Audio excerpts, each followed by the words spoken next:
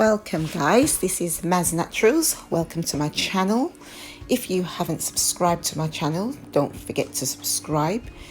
Now guys, in this video I'm going to show you what my locks are looking like at this moment in time, what the damage that bleaching has done to my locks.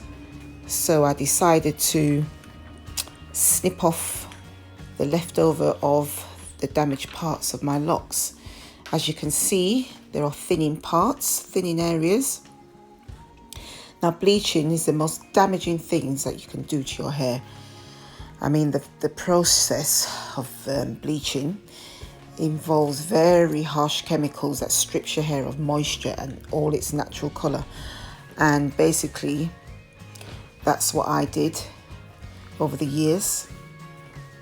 I used to colour my locks, use box dyes and bleach, but I will go into that in another video. In this video I'm going to show you how I've snipped off a lot of my damaged ends. As you can see from that one, I snipped it off.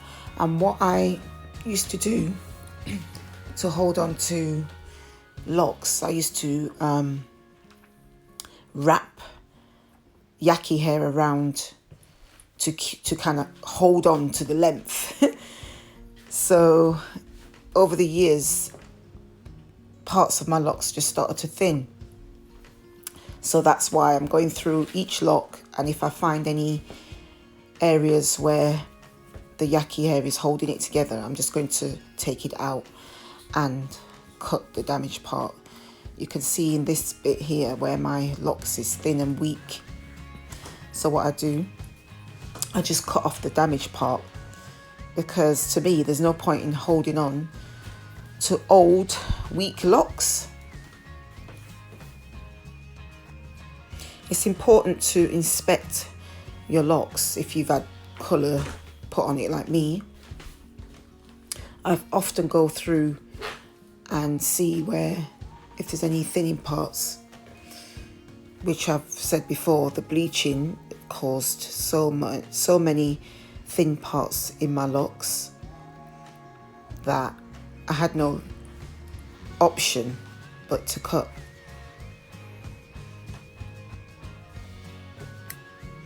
In that part here, they had bits of thread, because before I used to sew my locks together, which that was back then.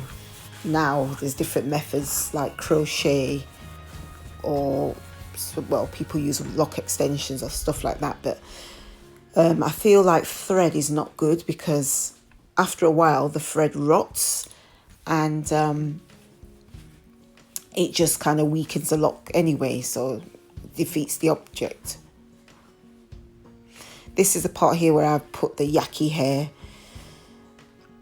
around my lock, trying to save it from breaking, but in actual fact it kind of encouraged it to break even more, because I feel like when my hair started to grow, the weight of the yaki hair just kind of pushed my locks, sort of pushed it out.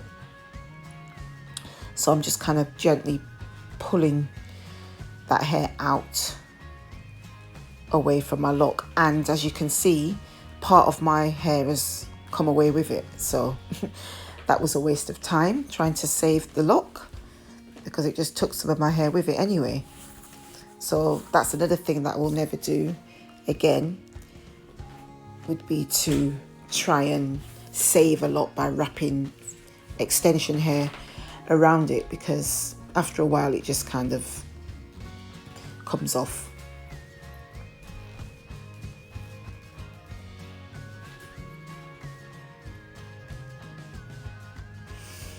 As you can see here, there's another part what I'm trying to pull off, which is attached to my hair.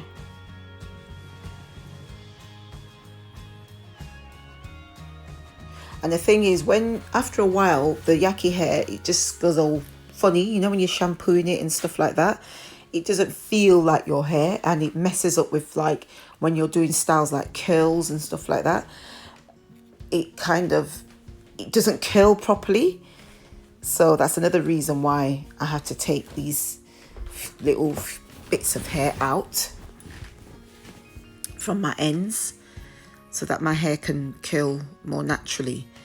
And another thing as well, I think part of the reason why these ends kind of thinned out is because when you do sort of styles like braid outs, be careful guys not to do your elastic bands too tight, because I feel like that was why some of the ends kind of thinned out, because I was putting the elastic band in too tight. So that's a no. Please do not tighten your elastic bands. Now even now my hair's feeling a lot better, feeling a lot more pliable and not as stiff. Now this one I'm showing you here, this is the one I stitched with the thread way too tightly and it caused a thin spot, and that was also caused when I was doing a braid out and when I put the elastic band in. I know that seems like a lot I'm cutting off guys, but it was just annoying me. And also I feel like the thread made my lock heavy, and that is one of my locks at the front, so I don't want it to be pulling out the front of my hair. So that's another reason why I cut so much off. And still I feel like I should have cut a bit more, which I probably will do. Some of my friends keep saying, why do you keep cutting your locks? But I'd rather have a head of healthy locks than not. It's not about length. I'd rather, if my locks are going to be long, I want them to be long and healthy. I don't want to have length and I've got all these kind of scraggy locks. So, you know, I'd rather just cut them off. And this lock I'm showing you now is just got thread all the way through it. So I was kind of conscious of it. So that's why, another reason why I wanted it removed, so that I didn't have to keep seeing that thread. I don't think a lot of people saw the thread, but to me, I just could see it.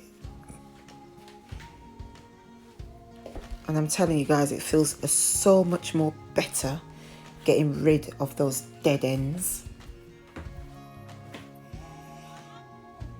You see this area here is another part where I've wrapped the yucky hair around my lock.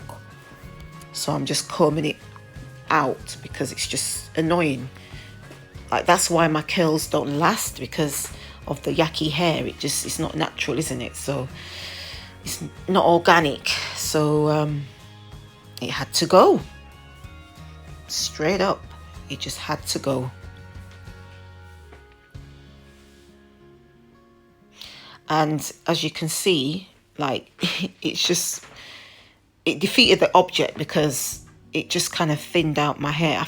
I believe like maybe it wasn't getting any oxygen to the hair, so it's kind of thinned it out even more. So I could basically comb out that lock because all the ends are out, but I decided just to twist it around and see how it goes. But knowing me, if I don't like the look of it, I will just cut that end off a bit shorter,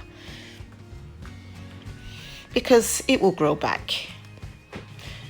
I've cut my hair numerous times and it grows back.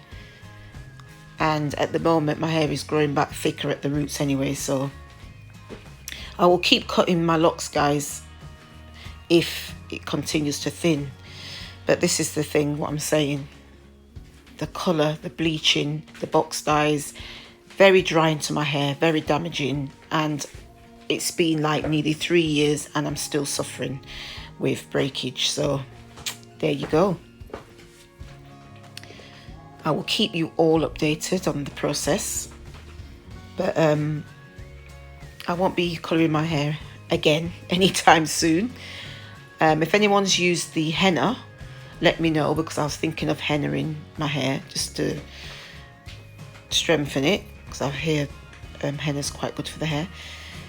But I'm just a little bit scared to do that, so I don't think I'll be doing that anytime soon. As you can see again, another thin spot. So I will have to cut it. And I know my hair is probably like all different lengths, but it will all grow back eventually, so I don't mind. And I think it's good to prune your locks, get rid of the old dead ends, what doesn't serve any purpose at all.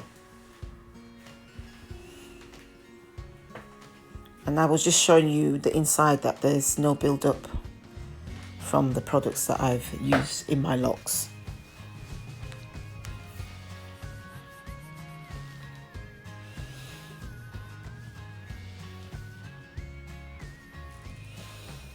My hair feels much better. And I'm going to shampoo it after this because I just actually did a workout, so it needs a good shampoo and deep condition. I'm just showing you guys the back. Feels much more better, so it will grow much more better. And as you can see the back there, you can see my starter locks, they are growing nicely. So yeah, I feel much more freer, much more healthier, getting rid of those dead ends. There's no point in keeping them. And now when I do a braid out or a curl style, it should look a bit better. I'm just checking thoroughly to make sure I've not missed anything. I think that should be all.